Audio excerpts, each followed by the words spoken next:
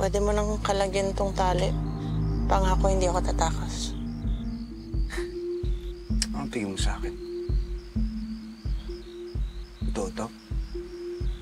Madaling maloko. Ano yun? Kayong mga mayaman lang yung pwede manggulang sa amin? Bakit napunta sa pagiging mayaman ang usapan natin? Nakakalimutan mo ata na nagsimula to dahil ganid sa yaman yung tatay mo. Na pinapatay niya yung nanay ko nung dahil lang sa lupa. Alam mo, hindi ko alam kung maaawa ba ako sa'yo o matatawa. Mukhang nilaso na ng paniniwala mo yung utak mo. Nilason yung utak ko? Sa harapan ko, pinatay yung nanay ko nung parang hayop. Parang hayop. Kaya ikaw yung magiging kabayaran ng tatay mo sa lahat ng kasalanan niya.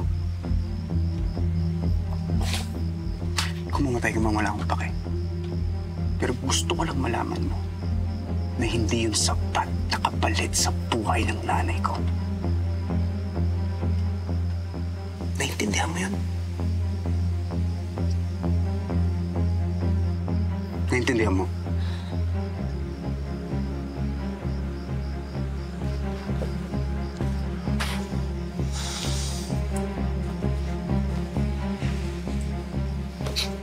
Carlo J. Caparas, lumuhod ka sa lupa. Weekdays sa Hapon Champion.